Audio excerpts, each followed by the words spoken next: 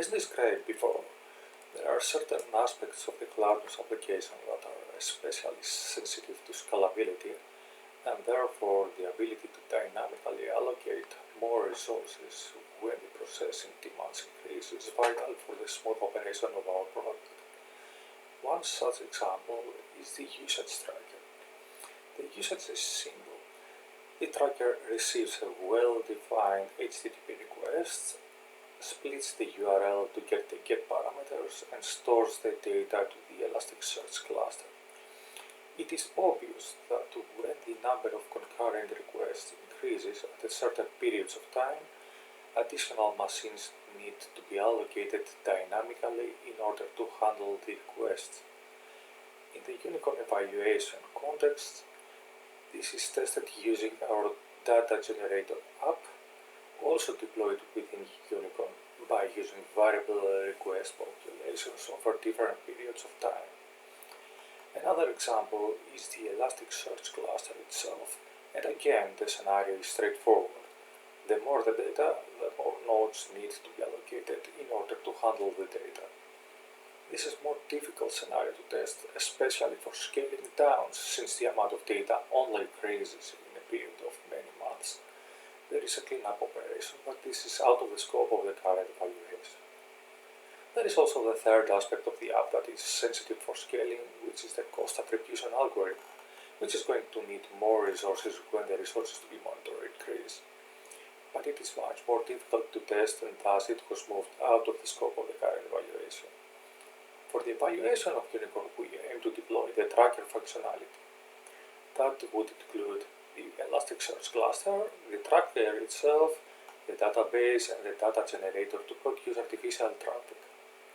The plan initially was to have a full cloudless application deployed, but the complexity of the app, combined with various issues we experience using the platform, as we will describe later, forced us to reduce the experiment to the tracker only. Still, the tracker app combined with the generator is a perfect suit to evaluate the scaling features of Unicorn, since the generator is able to change the amount of hits in the unit of time from the GUI, meaning that there is no need to reconfigure and redeploy in order for the effect to take place. The idea of tracking process is simple.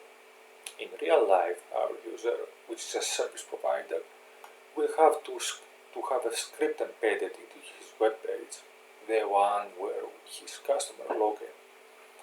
The script has functionality to communicate with our tracker.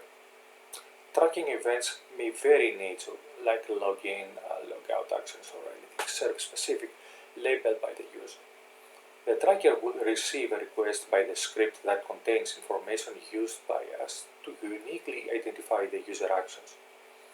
While testing, those kind of requests are automatically generated by the load generator, which builds requests using synthetic data, i.e. non-real-world data.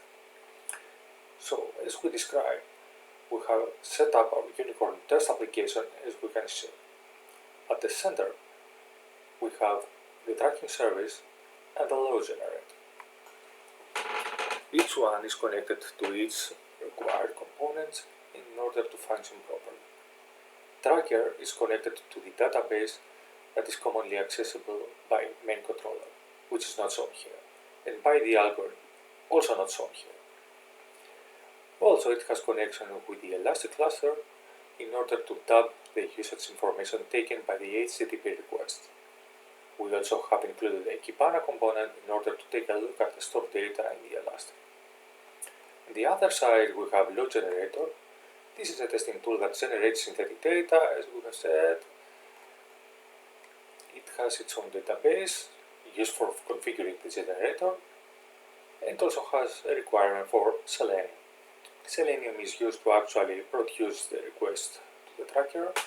So as the experiment goes, we expect to see the scalability of the platform. That is, tracking service should be able to scale up as the number of requests increases, and scale down as the number of requests decreases.